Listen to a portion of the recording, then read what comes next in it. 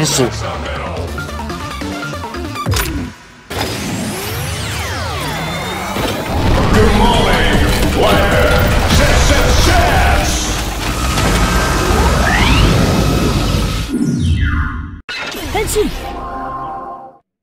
Kasus kali ini berjudul Escape with All the Prisoners. Kabur dengan semua tahanan. Bagaimanakah cerita dan problemnya kali ini dan gimana konklusinya di episode mendatang nanti? Apakah kita akan digocek lagi nih oleh Christopher Yuya? Jujur setelah nonton Ana sih cukup agak puyeng ya untuk nemu titik problemnya. Tapi langsung aja coba kita bahas ya, dan kalian juga jangan lupa komen seperti biasa. Karena sesudah Ana bahas, biasanya selalu jadi rame nih episodenya ya. Makanya penting kalian itu nyimak bahas-bahasnya full dan dengar penjelasan dan ulasan Ana di akhir. Jadi langsung saja kita bahas. Ini dia Kamen Rider Z episode 6. Sesuai judul misi tadi ya, kali ini Baku ada di sebuah penjara bersama 3 tahanan lainnya. Termasuk dia, ya total ada 4 tahanan. Jadi yes, dia juga jadi tahanan ya. Ada Nemu juga di antara salah satu tahanan di sini. Karena memang episode kali ini tuh sudah mulai nih ya, ngulik-ngulik cerita heroin kita satu ini. Jadi ada Baku, ada Nemu, dan sisa 2 lagi adalah Pasutri yang sudah cukup tua. Jadi mereka adalah orang tuanya Nemu. Langsung agak masuk ke tengah-tengah ya, dimana Baku tentu harus mencari tahu soal ini. Kenapa dia itu dipenjara, kenapa dia itu menjadi tahanan bersama yang lain. Nemu itu mulai diinvestigasi dengan ditanyakan soal anggota keluarganya ini, dan ada relasi apa juga mengenai hal ini. Yang bikin terkejut, Pasutri yang sudah tua tadi bukan benar-benar atau bukan orang tua kandungnya Nemu. Ana emang awal udah sempet kaget ya, lah ini tuh bapak ibunya si Nemu. Ternyata bukan guys ya, bukan orang tua kandung. Tapi ketika sudah dikuak soal ini, Ana itu jadi nangkepnya kayak begini. Nemu itu kan bilang ya malam ini gue itu emang lagi dapet setting dunia kayak gini. Jadi ya udah turut andil berperan juga. Jadi ingat guys ya, sesuai sinopsis, balik lagi ke sinopsis. Nemu itu punya kemampuan lucid dream sama seperti Baku. Dan task dia itu berperan agar tetap dekat dengan sang pemilik mimpi. Jadi Ana pikir either si bapak atau si ibu mengidolakan si Nemu seperti banyak orang nih ya. Dan di mimpinya, mereka itu seolah-olah menganggap si Nemu itu ya anaknya mereka. Setidaknya di fase awal seperti itu. Episode ini emang cukup kompleks guys ya. Jadi disimak terus aja bahasannya. Anda juga cukup amazed ya dengan set di episode ini, di mana visual penjaranya yang diperlihatkan di sini ya terlihat cukup megah, misterius, dan juga menakutkan. Ditambah makin dibuat penasaran sama Nox yang berasa kayak nantangin gitu ya. Apa kamu bisa mencari lokasi pintu hati di labirin penjara ini? Iya juga ya. Soalnya ini penjaranya kan nggak main-main besarnya. Jadi akan jadi PR besar nih bagi Baku untuk mencari lokasi pintu hatinya dari sang pemilik mimpi yang juga masih dicari tahu di fase awalnya. Kan dari kemarin kan misinya seperti itu ya. Siapa nih pemilik mimpinya? Set dalam penjaranya juga nice lah ya. Ana sampai cukup ke bawah sepanjang nonton episode ini. Emang beberapa lokasinya itu ya itu lagi gitu ya yang sering kita lihat sebagai toko fans. Jadi ini syutingnya lebih di pabrik sih ya, tapi mereka bisa bagus sih nempatin set-setnya. Jadi penjara dunia mimpi besarnya nggak main-main, isinya juga penuh sekali dengan jebakan-jebakan berbahaya yang mematikan ya. Jadi seperti kayak ada pisau besar yang bisa terbang gitu ya, yang muncul di tembok. Terus ada tembakan tombak berduri. Tapi ini semua itu berhasil dilewati oleh Baku tanpa wujud rider. Tapi dengan bantuan capsule-capsule-nya yang dia pegang ya, dan memberikan kekuatan walau Baku itu masih dalam wujud manusia. Recap lagi ya, scene di awal-awal penjara. Jadi Nemu itu sebagai tahanan, dan Pasutri tua misterius yang bermimpi, mereka adalah orang tua dari Nemu. Lanjut ke investigasi di dunia nyata, di mana Baku bangun-bangun udah ada Pak Fujimi sama Mbak Nasuka Nagumo di markas Zero ya. Di dunia nyata terjadi sesuatu guys ya, yaitu muncul sebuah jejak lingkaran misterius yang sangat besar di daerah tambang batu di daerah Okutama. Udah kayak lambang invasi alien aja guys ya, atau kayak UFO gitu ya, baru menjejakkan kaki di bumi ya, mirip-mirip kayak begitulah ya. Nah ini bukan case terpisah guys ya, karena si lingkaran misterius ini patternnya itu pernah dilihat sama si Baku di dunia mimpi. Dimana ketika dia moto si Pasutri tua di dunia mimpi ya, di temboknya itu di belakang mereka ada logo serupa dengan jejak lingkaran misterius yang sangat besar ini. Pencarian berlanjut untuk mengetahui lebih profil dari si Pasutri tadi. Kita juga diperlihatkan dengan Baku yang ngegaca kapsem ya. Ini kapsem baru di kapsem dropper. Ini hitungannya ya hoki-hokian guys ya. Jadi kapsem yang keluar itu bakalan tetap random. Namanya juga referensi dari mesin Gashapon. Kita kan nggak bisa pilih sesuatu kita ya. Jadi makanya si Baku itu bilang, mari tes keberuntungan hari ini. Dan di sini Baku itu langsung mendapatkan Dua capsem yang jadi pelengkap stream capsem. Jadi ada machinery capsem dan juga ada projection capsem. Dan profil kedua capsem ini juga dideskripsikan lewat Zesufone juga ya, seperti kayak kemarin-kemarin. Lanjut ke investigasi, setelah disamakan foto dan juga data kepolisian dari si divisi kasus aneh, hasilnya itu nihil.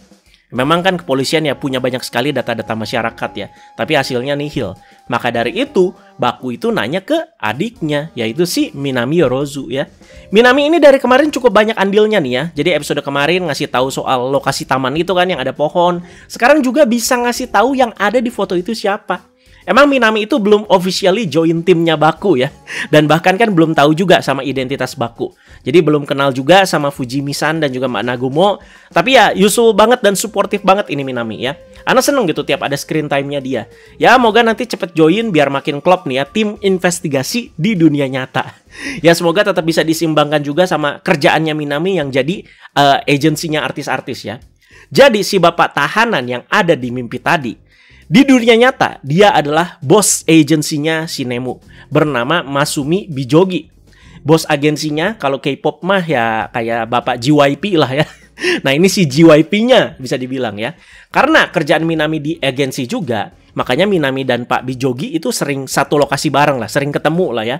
Membuat Baku juga ingin ikutan untuk mengamati si bapak satu ini guys.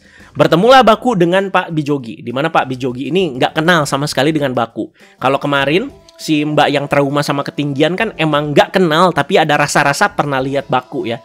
Itu karena dia itu pemilik mimpinya. Nah si bapak ini nggak tahu sama sekali, membuat si Baku ini tuh memunculkan dugaan bukan si bapak ini pemilik mimpinya. Si bapak ini tuh kayak punya andil besar karena sudah membuat Nemu itu jadi artis yang sangat besar sampai-sampai diidolakan sama semua orang, at least di dunia Zetsu ini ya. Di sini kita jadi diperlihatkan dengan masa lalu si Nemu saat dia itu masih kecil seperti apa. Mungkin pas Nemu ini ya masih umur 9 atau 10 tahun kali ya. Soalnya di sini ditulisnya flashbacknya itu 8 tahun yang lalu. Di mana Nemu di umur segitu dibesarkan di sebuah panti asuhan. Yang berarti kedua orang tuanya sudah tidak ada sejak dia itu masih kecil. Si Pak Bijogi yang sedang berkunjung ke panti tersebut langsung melihat keistimewaan dari si Nemu cilik ini. Emang sering kayak gini ya, bos ataupun scouting agensi ngelihat ada yang potensial, entah itu anak yang masih kecil atau remaja kan ya, langsung kayak ditawarin, mau nggak lu jadi artis, mau nggak lu jadi model. Mungkin di pikiran si bapak saat ngelihat Nemu itu, wah duit nih. Didukung juga sama kata-katanya kan, nih anak nilainya $1 juta. By the way, Nemu kecilnya itu nggak mirip ya sama si Maho Horiguchi sekarang. Padahal kemarin pas Baku kecil itu diliatin di fotonya kan ya, mirip tuh sama dia yang sekarang ya. Mulailah Nemu itu diajak menjadi seorang model. Sampai dia dewasa hingga saat ini ya dia itu masih di pekerjaannya ini ya. Jadi kepopuleran Nemu juga jadi melambungkan agensinya si Pak Bijogi ini. Dari sini kita itu jadi tahu gitu betapa berharga dan tak ternilainya sosok seorang Nemu di mata Pak Bijogi. Jadi udah artis andalannya banget lah, udah kayak anak sendiri juga ya. Baku keheranan, kenapa di dalam mimpi sebelumnya Nemu itu kenapa nggak bilang aja kalau si Pak Bijogi itu bos agensinya. Cuman ngomong, enggak, mereka itu bukan orang tua kandungku. Padahal kalau ngomong ya, at least kan jadi terjelaskan di sini. Padahal juga ya, Baku itu merasa yakin karena andilnya si Pak Bijogi, Nemu yang sekarang itu bisa sukses besar dan sudah menganggap Pak Bijogi ini tuh seperti kayak bapaknya sendiri. Apalagi dia itu ya yatim piatu kan sejak kecil ya. Nemu itu menganggap Pak Bijogi seperti ayah sendiri. Pak Bijogi itu menganggap Nemu seperti anak sendiri. Simpelnya kayak begitu ya. Nah, fakta baru terkuak lagi nih oleh divisi kasus aneh. Melalui sebuah portal news yang ada di internet, baru-baru ini Pak Bijogi ini tuh bercerai dengan istrinya yang bernama Reiko. Kenapa tuh bercerai? Nah, makin kompleks aja nih kasusnya ya. Sama seperti episode kemarin ya, kita itu dikasih sama hipotesa Pak Fujimi Tetsuya nih mengenai kasus ini ya. Secara singkat ya, Pak Bijogi ini tuh punya keinginan terdalam katanya, punya keluarga lengkap bersama istrinya dan juga si Nemu sebagai anak. Kira-kira gitu sih. Jadi hipotesa Pak Fujimi ini lucunya kayak sedikit dibantah sama si Mbak Nasuka Nagumo ya guys ya. Soalnya kemarin kan, salah ternyata bukan kayak gitu ya. Jadi awas aja kegocek, makanya kemarin juga kan kayak begini. Kita itu prediksi panjang lebar soal pernikahan paksa lah, soal orang ketiga, sampai ke politik juga. Permasalahannya ada di si pemilik mimpi yang trauma sama ketinggian.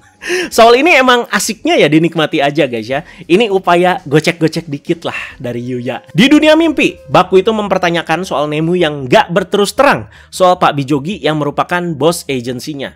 Tapi jawaban Nemu itu lebih kayak menghindar ya, dimana ini tuh memicu emosinya si Baku. Soalnya di antara mereka-mereka ini ada kemungkinan ya, ada yang diincar oleh si Nightmare. Jadi kesimpulannya, kalau Nemu jujur dan terus terang, ini kan jadi mempermudah investigasi Baku juga. Jadi ada penanggulangan yang lebih cepat juga kan ya. Dan Baku itu bisa berkomunikasi dengan Nemu seperti ini karena keduanya itu ya punya kemampuan lucid dream. Dimana soal ini mereka kan ya jadi ada memori gitu yang bisa dibawa di dunia nyata ya. Sebenarnya soal ini pro kontra lah. Nemu juga nggak sepenuhnya salah memilih untuk tidak speak up ya. Jadi nggak bisa seenaknya gitu ngorek-ngorek isi hati orang, berasa nggak etis gitu. Kalau dari sisi Baku baik gitu sebenarnya ya, biar dia itu bisa nolong secepat mungkin. Itu sedikit hal yang bisa Ane breakdown lah, just in case ada yang bingung sama percakapan-percakapan kecilnya. Di mimpi keduanya ini, Baku dan yang lain seperti menemukan jalan keluar dari penjara ini. Pas dibuka, mereka itu belum keluar. Masih di penjara ini, dimana setnya ya, itu lagi. Ini tempat terbengkalai yang paling sering dijadikan lokasi syuting sama si Toei. Di sini Baku malah bertemu dengan monster yang bersenjatakan gergaji di tangannya dan agak-agak kayak robot gitu ya. Yes, Ane nyebutnya di sini masih monster, bukan Nightmare. Ada alasannya kenapa. Jadi kita lanjut dulu aja bahasannya ya. Gak pakai lama, Baku itu langsung memakai Capsem yang baru aja dia dapatkan, yaitu Machinery Capsem ya, untuk menjadi Camarado Z Technolom Machinery. Langsung nggak berubah jadi Visicam Impact dulu ataupun Technolom Stream dulu ya. Jadi langsung di sini menjadi Technolom Machinery. Jadi kayak episode kemarin lah, langsung pakai Wing ya untuk menjadi Visicam Wing. Yang keren pas Baku dengan foam ini beraksi dengan tangan robotnya, dipadukan juga dengan Brackham Zetzer yang mode gun ya. Dan dengan gampangnya monster ini dikalahkan. Tapi Nox di sini muncul, menambah ketegangan di bagian ini. Akhirnya Nox dan Baku ini bertemu lagi. Jadi ini bukan pertama kalinya ya. Dan benar-benar berbincangnya di bagian ini. Baru di sini guys ya berbincang-bincangnya. Nox itu memperkenalkan diri kepada Baku sebagai orang yang mengetahui segalanya. Yang soal buku merah kemarin di akhir episode kemarin belum dilanjut guys ya. Jadi sabar aja. Jadi aksi pertama Nox di sini yaitu membangkitkan kembali si monster robot gergaji yang baru aja dikalahkan sama si Baku tadi. Bukan cuman ngebangkitin lagi guys ya, tapi bikin jadi dua. Dimana Baku ya tentu ya jadi makin kesulitan lah ngelawannya. Sama seperti Baku, sama seperti Nemu juga, Nox ini juga punya kemampuan lucid dream. Ini membuat Ane itu bertanya-tanya, apa Nox ini tuh ada juga nih sosoknya di dunia nyata? Atau kita itu mau tetap berkaca sama sinopsis di rumor sebelum si Zetsu ini tayang, kalau Nox ini adalah pria yang terjebak di dunia mimpi hingga menjadi antagonis seperti ini. Nah, soal ini kan belum disinggung sama sekali, membuat kita juga penasaran ya.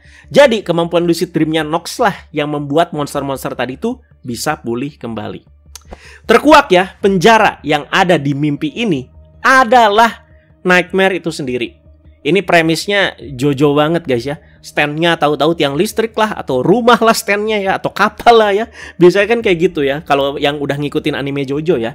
Dan karena Nightmare-nya adalah penjara itu sendiri, size-nya juga ya nggak main-main. Super gede banget. Segede Ultraman bahkan lebih mungkin ya. Dan jadi terjawab gitu ya, jejak lingkaran misterius yang ada di daerah tambang batu di daerah Okutama itu ya terbentuk karena jejak si Nightmare yang super gede ini. Nah, gimana kalahinnya coba? Ya udah, berarti Baku dan yang lain saat ini ada di dalam tubuh Nightmare-nya. Gimana kalahinnya dan gimana keluarnya? Nah, itu dia pertanyaan terbesarnya. Kita juga langsung diperlihatkan dengan beberapa pintu hati yang totalnya itu ada 4 biji. Di mana lokasinya ya kita belum tahu ya, ini tuh ada di mana ya. Jadi kemarin kan Pak Fujimi itu 3, terus kemarin siapa sih si cewek takut ketinggian? Miyuki namanya. 2 kan ya, dan sekarang ada 4 coy ya. Di mana dari 4 ini 3 itu sudah terbuka. Jadi kita langsung breakdown satu persatu ya. Pintu pertama memperlihatkan si jebakan roda gergaji. Pintu kedua, tembakan-tembakan berupa tombak duri itu. Dan pintu ketiga, si monster gergaji ini. 3 udah terbuka sekali lagi ya. Dan udah deh, tinggal 1 pintu lagi. Si Pak Bijogi juga mengejutkan nih ya di akhir-akhir ya. Dia itu udah bilang kalau keluar dari penjara ini tuh udah nggak mungkin setelah terkuak soal ini ya. Jadi ya udah kita hidup selamanya aja di sini. Hidup selamanya di penjara sambil ngebawa Nemu itu pergi. Jir, udah kayak orang sakit asli di sini ya. Yang dibawa itu cuman si Nemu, sementara istrinya ini tuh dikucilkan.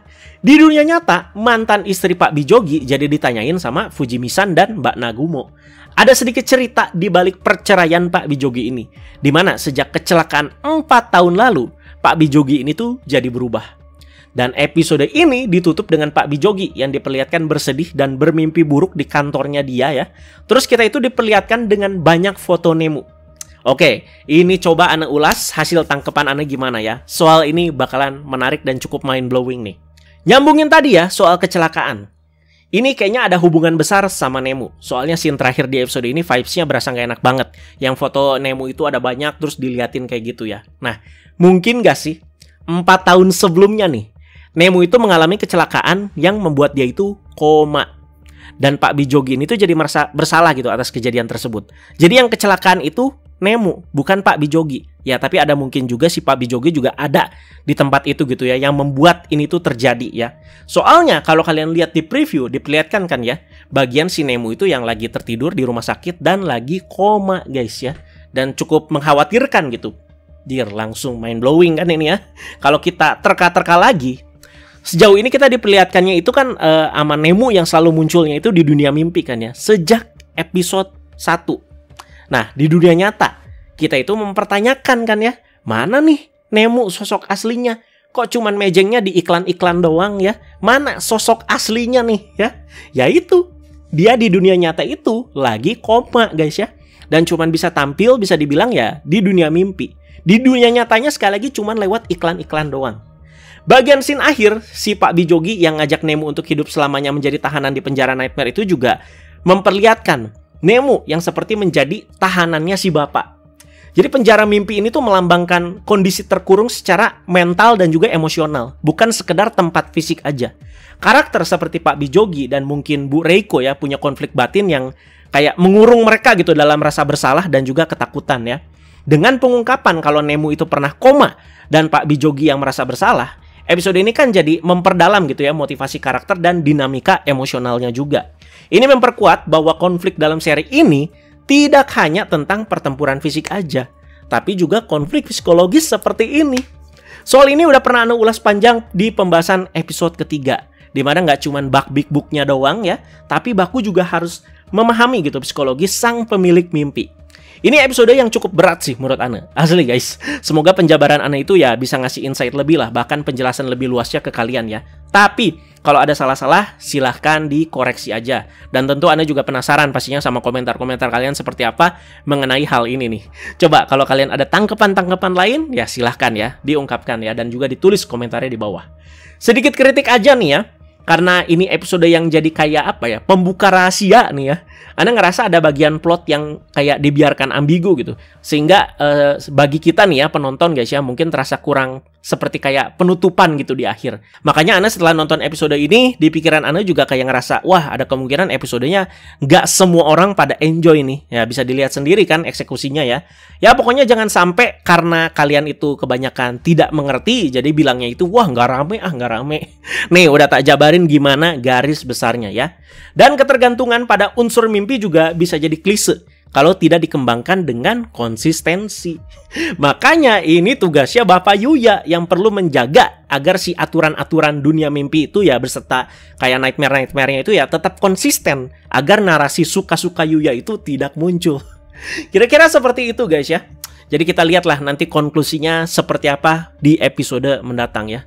Ini gila sih udah dikuaknya di episode awal-awal ya kalau si Nemu itu koma ya.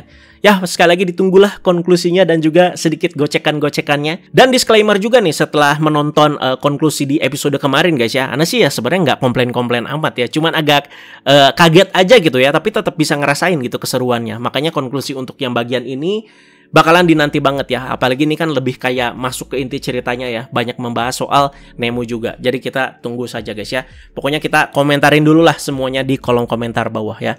Terima kasih banyak teman-teman semua yang sudah menyimak pembahasannya. Jangan lupa diskusi seperti biasa. Penuhkan kolom komentar seperti biasa. Teman-teman jangan lupa like, share, dan juga subscribe. Bye-bye guys.